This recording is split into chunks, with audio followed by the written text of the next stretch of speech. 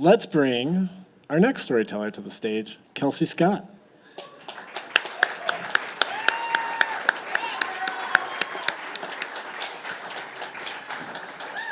Kelcie is a rescue dog enthusiast, a naturalist, and a feminist. Yeah. Her family has been in Colorado for 7 generations, and she blames this for her desire to be some sort of feminine John Muir, minus the subtle to overt racism. She's always working on getting more of her writing in formal print and hopes to release a book sometime in the next year. Please share some love with Kelcie Scott.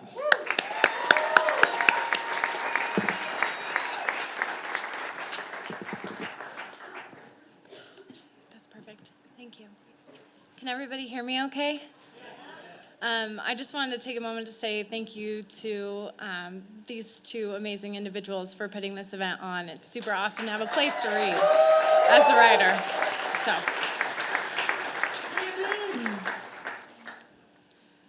when I started kindergarten, my father told me I was allowed to hit anyone who picked on me, but only if they hit me first. I would hit someone that year, and the year after, and the year after, and I didn't know it then, but I know now I wouldn't have done it without his permission. You see, my father was a cowboy. My parents met at a rodeo, and by now you might think this story is fiction, but they named me Kelcie Jo, so when I barrel raced, my name would roll off the announcer's tongue. Well, I never barrel raced. But my father rode broncs and had a handlebar mustache and always touted a pinch of chew below it. Boots, a cowboy hat, the Wranglers with the Copenhagen ring, shining belt buckles was a regular chore. When your father doesn't look like anyone else as a kid, he becomes some kind of superhero.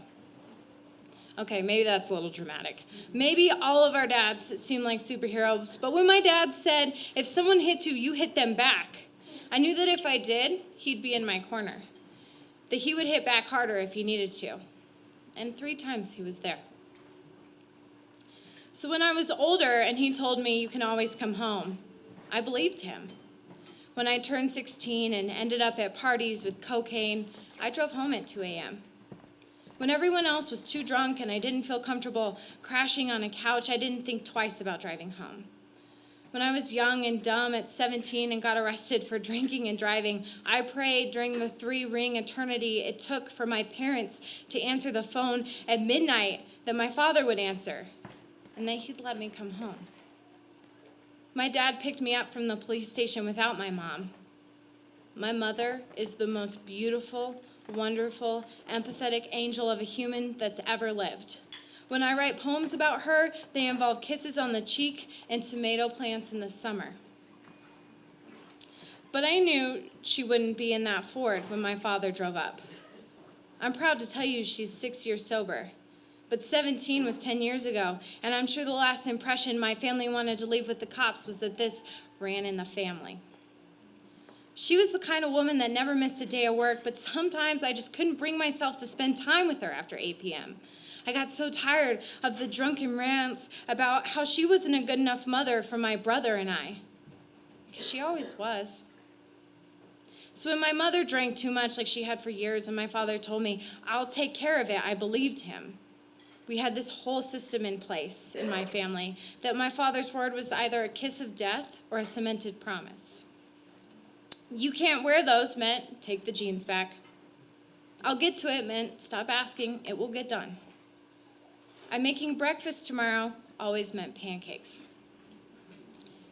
That's why I was so surprised by the phone call I got when I was in college. I'm leaving your mother. I can't take her alcoholism anymore. Years later, I would recognize this sound when I got into my first car accident. The sound of 2 metals colliding into one, an impact that irrefutably changes everything. After all, my father's word is final. I called my mother. I told her I wish she would have gone to rehab when we tried to send her. Told her that I'd help her and I'd always be there for her, but I was frustrated. You don't have the whole story, kid. They both knew I was the one that would take sides. knew I had my father's willingness to hold a grudge and none of my mother's grace. I should write more poems about my mother being willing to carve out her own gravestone and the grace it must have taken to spare burying my father when she could have, when she already knew what I didn't. Maybe it was her one last act of unrequited love. "Where are you living?" I asked him. "Dad." Probably shouldn't ask questions I don't want to know the answer to. "At a friend's house," he said. "Which friend?" My father does not have friends. The distance between us is becoming palpable. Her name is Rosie. I had never met a Rosie, but I had called enough relatives to get the full story I couldn't pound out of the tombstone my mother put on her grave when she took my dad's blame. Rosie is the woman my father had an affair with the same time he told me, "If someone hits you, you hit them back." Rosie is the woman my father left when he picked us instead of her, when he realized he didn't want to miss a moment of supporting me or of being in my corner. Rosie is the woman who somehow managed to come back after 15 years, and honestly, I keep waiting for somebody to write a hurricane about her. "You can do whatever you want, Dad, but I don't want to see her. I don't want to meet her. I don't want to hear stories about her, nothing ever, and I mean it." "Those are a lot of big things to say, having never walked around in her shoes, kiddo," he said. "Well, luckily you raised me with good enough morals to never walk around in the homewrecker's shoes," I told him. I proceeded to throw my phone across the room as hard as I could at a wall, lay down on a mattress on the floor, and promptly start the spiraling of the worst years of my life. We didn't speak for 6 months. We shared an uncomfortable meal at 8 months after he helped me pay for my car when it broke down. A year later, I told him that if he left her, I would stay the night at his house again. I told him that he didn't have to be a breakfast, lunch, dinner parent. I told him I wanted to be a bigger part of his life and that I missed him. And he left her. Now he dates a woman named Debbie who's from the South and is heavy set and has stereotypical big blonde hair. She loves him more than he'll ever love her. And she's a good woman in every single sense. And I'm so grateful that he has someone who wants to do nothing more than make him happy. And he knows a lot of things that I think and feel and want, but he doesn't know this. Every time I look at Debbie, the only thing I think is that I tore my father away from his soulmate because I couldn't separate the role of father from husband. I got my strength from my father. I got my unrelenting determination from my father.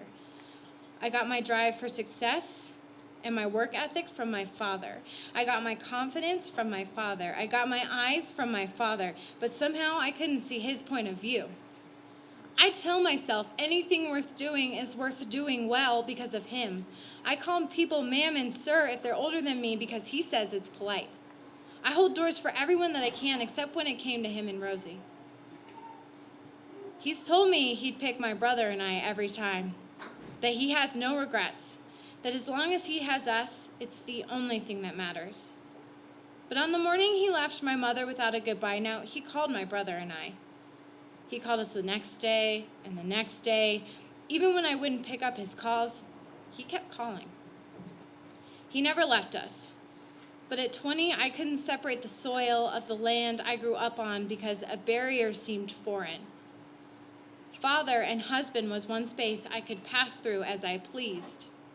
Now there's a fence through the middle of everything that just says divorce. And I'll never pick flowers on the side that says husband again. I was asked once if I could go back in time to any point of my life, where would I go? And I've done a lot of amazing things in my life. But I'd go back to one last Sunday dinner with the 4 of us before I turned 20. Before we lost the house. Before I knew all the stories my mother sanded out of gravestones to protect my father and give him a fresh start. I'd go back to a kitchen where he and I danced on cold tile floor in the summer to a radio that played Stratler Brothers, My brother and I would make jokes, and we'd all play cards afterwards, and I think how amazing it was we built this house from the ground up together. I'd come up with anything else in the world to be when I'd grow up, and my father would tell me I was born to be a writer when I was still too scared to even admit it. I pray like my father. I love like my father. I got my stubbornness from my father. And I don't know why we always have to be right, why we always have to win, why we always have to hit back. Thank you.